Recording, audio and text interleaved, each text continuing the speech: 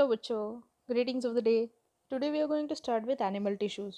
Okay, तो animal tissues का सबसे पहले तो आज हम क्लासिफिकेशन देखते हैं जो इंट्रोडक्टरी पार्ट में आता है कि कैसे हम एनिमल टिश्यूज़ को डिवाइड करते हैं into different kinds of tissues. ये हमने प्लांट टिश्यू के एंड में किया हुआ था, है ना, कि जिसमें हमने स्टडी किया हुआ है कि प्लांट टिश्यू कैसे डिफ्रेंशिएट होता है into different kinds of tissues. Okay, तो आज हम देखते हैं कि एनिमल टिश्यू का हम लोग कैसे क्लासिफिकेशन करते हैं, और उसके बाद आज हम स्टार्ट करेंगे with the our chapter that is animal tissue का जो फर्स्ट पार्ट है उसमें से। ओके, तो एनिमल टिश्यू अगर हम देखते हैं तो इसको हम डिवाइड करते हैं मेजरली इनटू 4 पार्ट्स, ठीक है, या फिर 4 टाइप्स ऑफ टिश्यूज़। ठीक है, तो इसमें से सबसे पहला जो टिश्यू आता है वो है एपिथेलियल टिश्यू, दूसरा टिश्यू है जो है मस्कुलर टिश्यू, तीसरा टिश्यू है उसका नाम है कनेक्टिव टिश्यू, और चौथा टिश्यू है उसका नाम है नर्वस टिश्यू। ठीक है, तो सबसे पहले जैसे मैंने पहले भी बोला, पहला टिश्यू जो आता है उसका नाम है एपिथेलियल टिश्यू।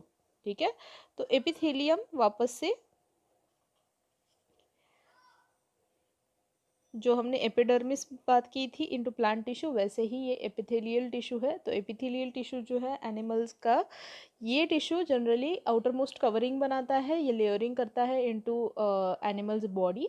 ठीक है, तो ये जो इसके सेल्स है these are specifically they are very commonly used for making coverings. Okay, तो जैसे फॉर एग्जांपल स्किन का कवरिंग हो गया, या फिर ऑर्गन्स के ऊपर का कवरिंग, ऑर्गन्स के अंदर का कवरिंग, ये सारे लेयरिंग जो है it is done bye epithelial tissue. तो एपिथेलियल टिश्यू जो है उसके टाइप्स के बारे में भी आज हम इसमें बात करने वाले हैं। ठीक है, तो एपिथेलियल टिश्यू जो है इसके generally 5 types of epithelial tissue होते हैं। ठीक है, तो एपिथेलियल टिश्यू के टाइप्स के हिसाब से उसका क्लासिफिकेशन होता है इनटू, मैं यहाँ पे नंबर वाइज लिख देती हूँ। फर्स्ट आता है, उसमें आता है स्क्वोमस एपिथेलियम। ठीक है, दूसरा जो आता है उसका नाम है cuboidal epithelium. Then third comes is columnar epithelium. Okay, वैसे ही इसमें से ही cuboidal epithelium and columnar epithelium जो है उन पे कभी कभार ऊपर में ब्रश बॉर्डर होता है। इसके बारे में हम और डिटेल में पढ़ने ही वाले हैं। ठीक है, जिसको हम विलाय बोलते हैं। अगर वो विलाय के साथ है या फिर सीलिया के साथ है then it is called as ciliated epithelium. okay, and then there is one more, that is जब भी cuboidal epithelium it gets turned into a gland, or it say sac like structure and secretes some hormones or some other substances, then it is called as glandular epithelium. ठीक है, तो ये हो गए अपने 5 types of epithelial tissue, that is squamous epithelium, cuboidal epithelium, columnar epithelium, ciliated epithelium, and then the last one is glandular epithelium. ठीक है, उसके बाद में जो आता है टिश्यू उसका नाम है मस्क्यूलर टिश्यू। ठीक है, तो मस्क्यूलर टिश्यू जो है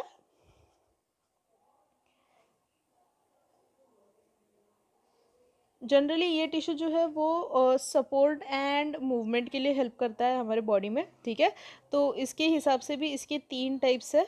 जनरली बॉडी के अंदर जो मूवमेंट्स होती है, जनरली जो बॉडी के अंदर पूरी जो से हम बोलते हैं कि जो भी सारा स्केलेटल मसल के साथ मूवमेंट है, या फिर जो भी मूवमेंट रिलेटेड टू लोकोमोशन है, या फिर बीटिंग ऑफ द हार्ट के हिसाब से जो मोशन है। ओके, तो ये सब में जो वर्क होता है वो है मस्कुलर टिश्यू। तो मस्कुलर टिश्यू की 3 टाइप जो है उसमें आता है सबसे पहला स्ट्राइटेड मसल फाइबर। ये मसल फाइबर जो है इसमें जनरली स्ट्राइशंस होती है, स्ट्राइशंस यानी बैंडिंग। ठीक है, तो उसके डायग्राम के टाइम में मैं इसको और एक्सप्लेन करती हूँ। ओके, दूसरा जो आता है वो है नॉन स्ट्राइटेड मसल फाइबर जिसमें स्ट्राइशंस नहीं है। Okay, and then third one is cardiac muscle fibre. ठीक है, तो इसमें से ये नॉन स्ट्राइटेड मसल फाइबर और कार्डियक मसल फाइबर, ये दोनों मसल फाइबर जो है these both are involuntary in nature, यानी कि ये खुद से फंक्शनिंग करती है। ठीक है, देन नेक्स्ट वन इज, इसमें अभी जो नेक्स्ट टिश्यू आता है उसका नाम है कनेक्टिव टिश्यू, और इसमें सबसे ज़्यादा हमें वैरायटी दिखाई देती है। ठीक है, तो उसमें आता है कनेक्टिव टिश्यू। अभी इसका नाम कनेक्टिव टिश्यू इस वजह से है क्योंकि ये पूरे बॉडी को कनेक्ट करता है, ये पूरे बॉडी में स्प्रेड आउट होता है, और ये हेड टू टो सब जगह पे कनेक्शन बनाता है। ठीक है, so hence connective tissue forms the major connections into our body. It kind of attaches every part of our body together, ठीक है, तो उस हिसाब से उसका क्लासिफिकेशन भी है। ओके तो उसको हम डिवाइड करते हैं into different types depending upon connective tissue के अंदर उसका एक मैट्रिक्स होता है, ठीक है, उसको हम बाद में स्टडी करेंगे और डिटेल में कि कैसे क्या मैट्रिक्स होता है, मैट्रिक्स का मतलब क्या है, ठीक है, ये सब चीज़ें हम लोग उसमें स्टडी करने वाले हैं। तो इसमें जो है जनरली हम लोग इसको डिवाइड कर देते हैं इनटू 5 मेजर टाइप्स, ठीक है, तो कनेक्टिव टिश्यू को, तो उसमें से 5 टाइप कौन से वो देख लेते हैं। तो सबसे पहला आता है एरियोलार कनेक्टिव टिश्यू,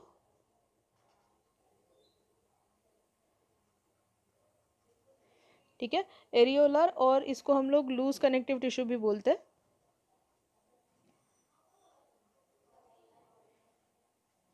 ठीक है। तो एरियोलर कनेक्टिव टिश्यू जो है वो जनरली लूजली पैक्ड होता है, इसके सेल्स के बीच में बहुत सारे गैप्स होते हैं, ठीक है, this is kind of similar like are parenchyma का जैसा फंक्शनिंग था। तो जहाँ पे चीज़ों को जहाँ पे हमें गैप्स भरने थे वहाँ पे हम लोग पैरेंकाइमा को यूज़ कर रहे थे, वैसे ही एनिमल बॉडी में जहाँ पे भी गैप्स भरने वहाँ पे हम लोग एरियोलर कनेक्टिव टिश्यू यूज़ करते हैं। Then second kind of connective tissue comes is dense connective tissue, ये लूज था, this one is dense connective tissue, और डेंस रेगुलर बोल सकते हैं इसको, ठीक है।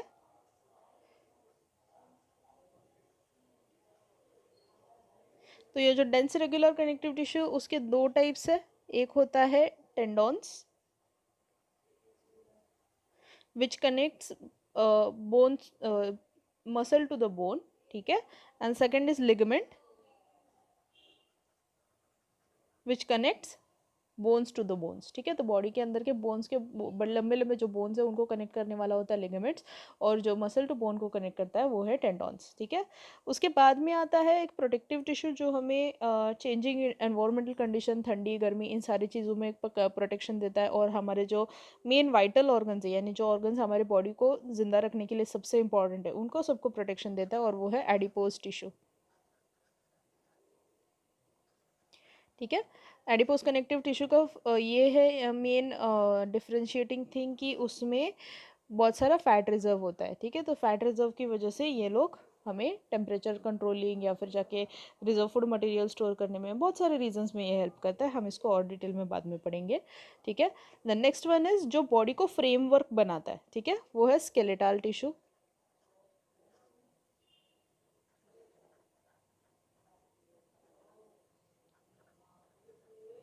ठीक है।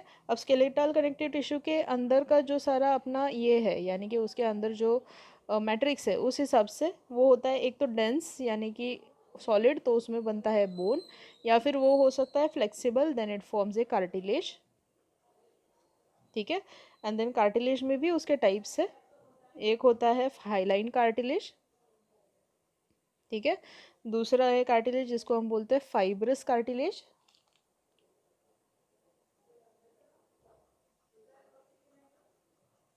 एंड तीसरा टाइप जो है उसको हम बोलते हैं कैल्सिफाइड कार्टिलेज, ठीक है, ये है उसके तीन types. Okay and then last connective tissue which remains is fluid connective tissue,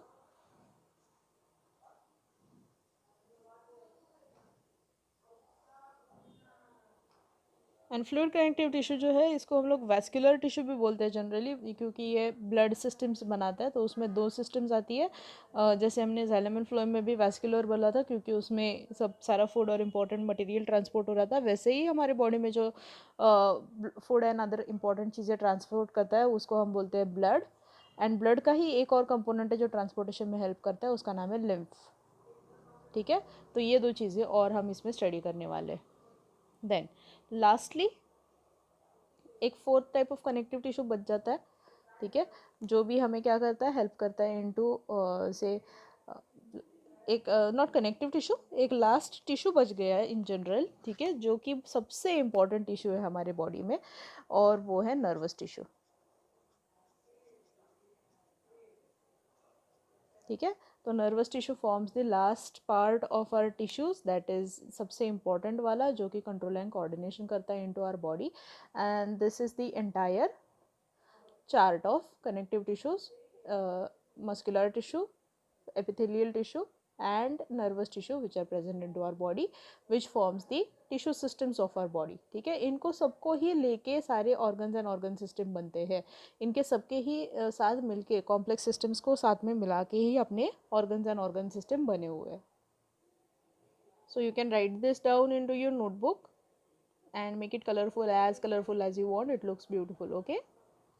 अब अगर आपका रेजॉक्सी का शीट देखोगे तो उसमें आपको ये एक चार्ट दिखाई देता है, तो उसको भी मुझे थोड़ा सा एक्सप्लेन करना था कि ये किस बारे में है, क्योंकि ये भी इम्पोर्टेंट है समझना कि ये चार्ट क्या बता रहा है. ओके, तो यहाँ अगर आप देखते हो, ठीक है, so they have given first column which is talking about the types of tissues जो हमने अभी ही डिस्कस किया, epithelial tissue, connective tissue, muscular tissue and then is nervous tissue. ठीक है, दूसरी जगह पे उसके ओरिजिन के बारे में बात की है एंड तीसरी जगह पे उसके फंक्शंस के बारे में बात की है. फंक्शंस भी हमने थोड़ा सा अभी जस्ट डिस्कस किया है, बट इसको और एक बार डिस्कस कर लेते हैं. ठीक है, तो सबसे पहले आता है व्हाट इज़ ओरिजिन. ठीक है, तो ओरिजिन इफ़ वी सी, तो जो अपना एपिथेलियल टिश्यू है वो बना है एक्टोडर्म, एंडोडर्म एंड मेसोडर्म से. ठीक है, तो अब सबसे पहले कंफ्यूजन तो is what is ectoderm, what is endoderm and what is mesoderm. ठीक है, तो जब भी हम एम्ब्रियोनिक स्टेजेस में होते हैं, ठीक है, तो एम्ब्रियो जो है उसका डिफ्रेंसिएशन जब होता है, now what is meaning of embryo differentiation वो बता देती हूँ सबसे पहले. ठीक है, सो वी हैव स्टडीड कि we have made up of one single cell जो फ्यूजन होके उस रिप्रोडक्शन के टाइम में बना, जिसको हम जाइगोट बोलते हैं. Zygote divides and redivides to form multiple cells. ठीक है, ऐसे करके वो मल्टीपल सेल स्टेज में चला जाता है and then after certain period of time उसके अंदर के सेल्स जो है वो रीअरेंज होना शुरू हो जाती है. ठीक है, तो रीअरेंज होते वक्त ये सेल्स जो है ये 3 लेयर्स बनाती है. ठीक है, सो ये 3 लेयर्स जो है वो कौन सी है, सबसे बाहर का एक सेल का लेयर होता है जिसको हम बोलते हैं एक्टोडर्म, उसके बाद में बीच का एक सेल का लेयर होता है जिसको हम बोलते हैं मेसोडर्म, और सबसे अंदर का एक लेयर होता है जिसको हम बोलते हैं एंडोडर्म. ठीक है, ऐसे ये 3 लेयर्स है. 3 लेयर्स से अलग अलग काइंड ऑफ टिश्यूज़ बनते हैं. ठीक है, तो उनके लोकेशन के हिसाब से जनरली ऑर्गन्स जो है वो मेसोडर्म से बनते हैं, या फिर जाके एक्टोडर्म से जनरली एपिथेलियल टिश्यू बनता है. ठीक है, तो उनके लोकेशन के हिसाब से ये जो उसके लेयर्स है उसके लोकेशन के हिसाब से it is generating different kinds of tissues into different kinds of area, क्योंकि यहाँ पे डिफरेंशिएशन स्टार्ट हो जाता है. ठीक है, यहाँ तक पहुँचने तक सेल्स आर नॉट डिफरेंशिएटेड, जैसे ही यहाँ पहुँच जाते हैं सेल्स में डिफरेंशिएशन आना शुरू होता है.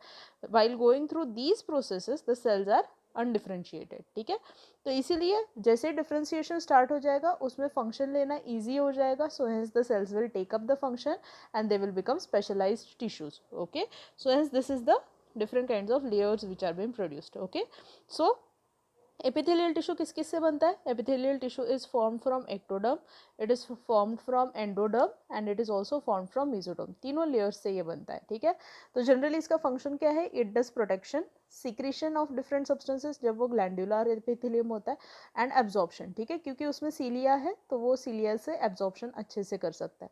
So hence these are the 3 functions of epithelial tissue. Then is connective tissue. Connective tissue जो है वो जनरली बनता है मीजोडर्म लेयर, यानी जो मिडल वाला लेयर है. ठीक है, एक्टो यानी बाहर, मीजो मिड, एंडो इनसाइड. ठीक है, तो मीजोडर्म लेयर से बनता है जो tissue that is supporting in function, binding में हेल्प करता है. सपोर्टिंग में आएगा अपना बोन एंड कार्टिलेज, बाइंडिंग में आएगा टेंडॉन्स एंड लिगामेंट्स, स्टोरेज में आएगा, स्टोरेज एंड प्रोटेक्शन में आएगा अपना areolar connective tissue and adipose connective tissue, and comes is circulation, blood and live. ठीक है, तो ये हो गए कनेक्टिव टिश्यू के फंक्शंस एंड इट्स ऑकरेंस कहाँ से आ रहा है. ठीक है, then is muscular tissue. Muscular tissue जो है वो भी मीजोडर्म से बनता है एंड मीजोडर्म से बनने के बाद इसका फंक्शन क्या है, लोकोमोशन यानी मूवमेंट इनटू बॉडी. ठीक है, तो सारे मूवमेंट्स जो है बॉडी के रिलेटेड टू से digestive system, related to respiratory system, सारे फंक्शनिंग जो है it is done by muscular tissue. And lastly nervous tissue. तो नर्वस टिश्यू जो है ये जैसे मैंने पहले भी बोला, nervous tissue is very important because it carries out the function of control and coordination. Different organs और उसके अंदर का controlling and coordination is done by nervous tissue by conduction of impulses. ठीक है, सो उसका जनरली जो एरिया ऑफ फॉर्मेशन है वो है एक्टोडर्म. ठीक है, तो सबसे बाहर वाला लेयर एक्टोडर्म से बनता है नर्वस टिश्यू. तो ये है उसके एम्ब्रियोनिक ओरिजिन्स और ये है उसके फंक्शनिंग. ये एक पार्ट मुझे आपको एक्सप्लेन करना था. Now let us start with tissues one by one, animal tissues one by one. और हम सबसे पहले डिस्कस करेंगे अबाउट एपिथेलियल टिश्यू.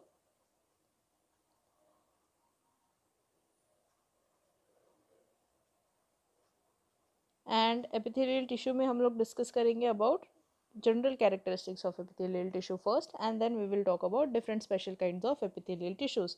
ठीक है, तो जैसे मैंने पहले भी बोला एपिथेलिया का मीनिंग क्या है। ठीक है, तो एपी यानी अबाव या अपॉन, ठीक है, या फिर ऊपर। ओके, तो कवरिंग जिसको हम बोलते हैं that is AP. So AP का मतलब है अबाव और अपॉन, किसी के ऊपर, ठीक है, होना, उसको बोलते हैं एपी।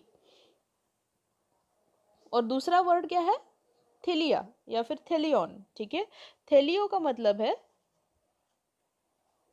ग्रोज। ठीक है, तो अ टिश्यू लिटरली इसका मीनिंग क्या है, a tissue which grows upon, ठीक है, या फिर a tissue which grows above और on any organism, any organ, inside organ. ठीक है, और the tissue which grows upon another tissue is called as epithelial tissue. ठीक है, तो एपिथेलियल टिश्यू का लिटरल मीनिंग आपको समझ में आया होगा, अभी वर्ड में ही उसका मीनिंग है the tissue which grows above और upon is called as epithelia. ठीक है, तो ये है उसका मीनिंग। अभी जो एपिथेलियम है, ये अगर टिश्यू हम देखते हैं तो ये बहुत ही सिंपल टिश्यू है। ठीक है, अगर इसको देखा जाए पॉइंट वाइज में इसकी कैरेक्टरिस्टिक्स लिखते हो तो this is simplest kind of tissue. ठीक है, क्योंकि इसके सेल्स जो है वो एक ही टाइप के होते हैं जनरली। ओके, और इसका फंक्शन भी हमने देखा, simplest and does is protective. ठीक है, तो जनरली ये कवरिंग बनाता है एनिमल बॉडी के ऊपर, तो ये प्रोटेक्शन देता है from outer harsher environmental condition, तो इसीलिए ये सिंपल भी है और प्रोटेक्टिव भी है। ठीक है, second characteristic of this tissue is ये जनरली मेजरली सारे ऑर्गन्स जो है हमारे बॉडी के अंदर उसके कवरिंग बनाता है। ठीक है, एंड ऑर्गन के अंदर की लाइनिंग भी बनाता है।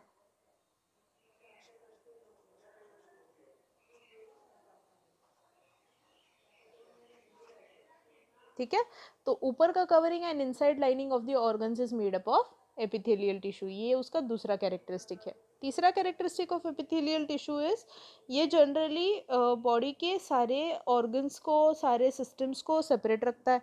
ठीक है, सो इट फॉर्म्स पार्टीशनिंग और बैरियर्स इनसाइड बॉडी।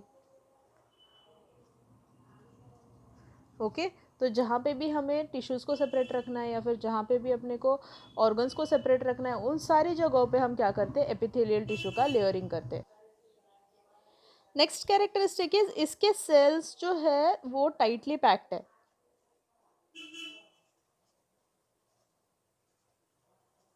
ठीक है, उसमें इंटरसेलुलर स्पेसिस नहीं है। ठीक है, तो ये उसका कैरेक्टरिस्टिक है जिसकी वजह से ये टिश्यू जो है टाइटली पैक्ड होने की वजह से, इंटरसेलुलर स्पेसिस बहुत कम होने की वजह से ये प्रोटेक्टिव है। ठीक है, प्लस इसी वजह से उसको जो है टिश्यूज़ के बाकी के टिश्यूज़ तक पहुंचने के लिए, लेयरिंग करने के लिए उसकी हेल्प हो जाती है। Okay, so this is the characteristic of epithelial tissue. Next characteristic is it is lying always on a basement membrane. ठीक है, cell lies on basement membrane.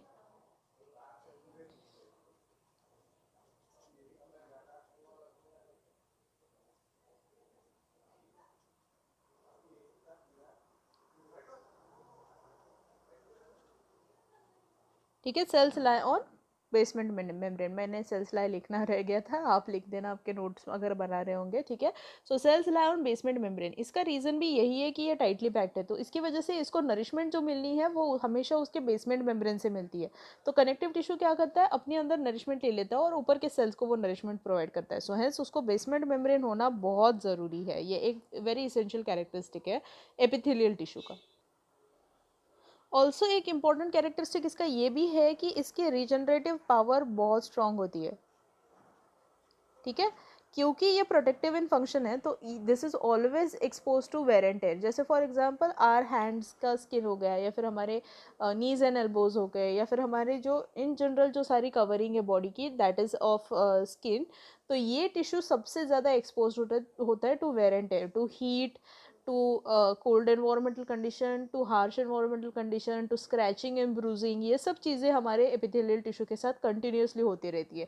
ठीक है, तो इन सब की वजह से ये टिश्यू सबसे ज़्यादा इंजर्ड होता है और इसी सेम रीज़न की वजह से, रीजनरेशन की वजह से ये सबसे जल्दी रिपेयर भी होता है, ठीक है। तो कभी भी अगर स्किन के ऊपर ब्रूजेस हो या फिर कुछ भी हो, ये सबसे फटाफट हील होती है, ठीक है। So hence this tissue is very highly से resistive to wear and tear, क्योंकि वेर एंड टेयर हुआ नहीं कि इसका फटाफट रिपेयरिंग एंड इसमें फटाफट जाके रिकवरी प्रोसेस जो है वो स्टार्ट हो जाता है। So hence this tissue is regenerative in nature. Now let us discuss about a few important terms which we are going to listen every now and then. ये terms बहुत important है क्योंकि ये आपको क्लास 10 में भी यूज़ में आती है और जनरली जब भी आप बायोलॉजी में organs and organ system study करते हो तो उसमें ये चीज़ें आपको आती रहती है, ठीक है। तो इसके लिए ये सभी टर्म्स आपको मालूम होना बहुत ज़रूरी है। तो इनको आज डिस्कस करके आज का क्लास हम कंक्लूड करेंगे और जो एपिथेलियल टिश्यू के टाइप्स हैं उनको हम नेक्स्ट टाइम से स्टार्ट करेंगे, ठीक है। तो सबसे पहला वाला आता है वो है एंडोथीलियम, ठीक है। तो वापस से endo inside, thelia to grow on, ठीक है। सो द टिश्यू और द कैविटी जो अपने ऑर्गन्स है, जैसे फॉर एग्जांपल हार्ट हो गया, ब्लड वेसल्स हो गए, लिम्फ वेसल्स हो गए, इनके अंदर की जो लाइनिंग है it is majorly form by the epithelial tissue that is called as endothelium, ठीक है। दूसरा जो है उसको हम बोलते हैं मीजोथीलियम, यानी कि पेरिटोनियम। पेरिटोनियम लेयर जनरली जो होता है वो हमारे एब्डोमिनल कैविटी या फिर ऑर्गन्स के अंदर के और ऊपर के कवरिंग्स जो है उनको हम पेरिटोनियम बोलते हैं, ठीक है। तो ये जो पेरिटोनियल कैविटी है उसके अंदर के सारे जो लेयरिंग्स है that those layers are made up of mesothelium, ठीक है। पेरिकार्डियम, पेरी ऊपर, कार्डियम हार्ट, ठीक है। तो covering of the heart is called as pericardium. Pleura, pleura membranes are the coverings of the lungs, ठीक है। जर्मिनल एपिथेलियम, जर्मिनल जर्म यानी कि कौन सा, गोनैड्स एंड टेस्टिस, ठीक है। जो रिप्रोडक्टिव स्ट्रक्चर्स है उनके अंदर का epithelial tissue is called as germinal epithelium. Germ layer जो बनाता है या फिर जो जर्म सेल्स बनाता है, जर्म सेल्स यानी स्पर्म एंड ओवम, ओके, जो मियोसिस करता है वो टिश्यू है जर्मिनल एपिथेलियम, ठीक है। तो गोनैड्स के अंदर यानी कि टेस्टिस एंड ओवरीज के अंदर जो प्रेजेंट है tissue that is called as germinal epithelium. Next epithelial tissue is called as the pigmented epithelium, ठीक है। तो pigmented epithelium is the one which contains pigments, जो जनरली हमारे बॉडी में या फिर हमारे स्किन के अंदर एक पिगमेंट प्रेजेंट होता है जिसका नाम है मेलानिन, ठीक है। तो मेलानिन पिगमेंट वाला जो टिश्यू है वो है पिगमेंटेड एपिथेलियम। ग्लैंडुलर एपिथेलियम, जैसे मैंने पहले भी डिस्कस किया आपके साथ, the one which forms the glands. Glands का फंक्शन होता है secretion of different substances like saliva और स्वेट और हॉर्मोन्स एक्सेट्रा, ठीक है। Sensory epithelium, the epithelial tissue which is present into sense organs, जैसे हमारे सेंस ऑर्गन्स जो है 5 दैट इज से टच या फिर जाके स्मेल या फिर जाके सीइंग, विजन या फिर हियरिंग, ओके। ये सारे जो अपने सेंसरी ऑर्गन्स है उनके नीचे जनरली होता है हमारा नर्वस टिश्यू का network, okay. So these all sensory tissues का जो लेयर है वो है sensory epithelium. Then general functions यहाँ पे बताया गया जैसे हमने पहले भी डिस्कस किया, protection, that is it leads to protection of our body from mechanical injuries, chemical injuries, bacteria, viruses etc, okay। तो इसके सेल्स जो है वो हमेशा प्रोटेक्टिव इन फंक्शन होते हैं। एक्ट्स एज अ बैरियर, क्योंकि यहाँ पे जैसे हमने पेरिटोनियम या फिर जो बाकी के सारे लेयर्स को डिस्कस किया वो क्या करता है, it acts as a selective barrier and also it does not let the cells mix together, okay, और keeps the organs separate. The next is absorption, क्योंकि ये जनरली सबसे आउटर मोस्ट लेयर है तो आपने मेजरली फील भी किया होगा कि हम स्किन पे कभी भी वाटर या फिर न्यूट्रिएंट्स या फिर जाके हम कोई ना कोई से मॉइस्चराइजर वगैरह लगाते हैं, then it absorbs into the skin, so that is absorption in nature is absorptive in nature, ठीक है। एलिमिनेशन, जनरली जो वेस्ट प्रोडक्ट्स है थ्रू सलाइवा, थ्रू से सीबम, सीबम यानी जो हमारे स्किन के ऊपर में जो वैक्सी या फिर ऑयली कोटिंग होता है उसको सीबम बोलते हैं, तो उनका सबका एलिमिनेशन करने के लिए हेल्प करता है। Secretion, different kinds of tissues जो है epithelial tissue they help in to secreting, like मैंने जैसे पहले भी बोला, सलाइवा, स्वेट, म्यूकस, एंजाइम, इसमें आता है ग्लैंडुलर एपिथेलियम का फंक्शनिंग, ठीक है। एंड देन रेस्पिरेशन में हेल्प करता है। तो एपिथेलिया ऑफ जो लंग्स है जनरली जो एल्वियोलाई बनाता है, तो ये एल्वियोलाई बनाने वाला जो एपिथेलिया है वो एक्सचेंज ऑफ गैसेस में हेल्प करता है, ठीक है। एंड एक्सोस्केलेटन, एक्सोस्केलेटन यानी जनरली बॉडी का जो बाहर का स्ट्रक्चर है जो हमें scales, feathers, claws, hair, nail, ये सारे जो स्ट्रक्चर्स है जो बाहर से प्रोटेक्शन देती है. Now we have hair on our body but it is very less, so we are having exoskeleton in the form of hair, but then into हमारा जो रिड्यूस्ड हो गया है फॉर्म, उसका रीज़न है that we cover our body with clothes. ठीक है, जबकि आप यही सेम हेयर वाला epithelium you can see it into dogs और अदर एनिमल्स, जहाँ पे वो काफ़ी थिक होता है और काफ़ी डेंस भी होता है. सो वो क्या करता है, प्रोटेक्टिव इन फंक्शनिंग. या फिर जाके स्केल्स हो गए, फेदर्स हो गए, नेल्स हो गए, क्लॉज हो गए, हॉर्न्स हो गए, ये सब चीज़ें जो है वो एपिथेलियल टिश्यू का ही फॉर्मेशन या फिर इसका ही एक फॉर्म है. ठीक है, and the last function is regeneration. Regeneration यानी उसकी रिकवरी रेट ज़्यादा होने की वजह से ये क्या करता है, it helps us into making it possible for regenerating the tissues and recovering from the mechanical injuries. Okay, so these are the general functions of epithelial tissue and these are the important points which we have to discuss. Okay, so this is about today's class. Next time जब हम study करेंगे, that time we will talk about different types of epithelial tissue and we will then proceed with other kinds of tissues which are present into animal cell. I hope इसमें आपको कोई doubt नहीं है. अगर होगा then you can message me. जो आपको इसके रिगार्डिंग जो क्वेश्चंस है, बेसिक क्वेश्चंस है, वो आपको सॉल्व करने हैं. इसमें से आपको जो मैंने चार्ट पहले ड्रॉ किया वो आपको ड्रॉ करना है आपके नोटबुक में. That is your homework. Okay, so I will meet you in the next class. Till then, bye.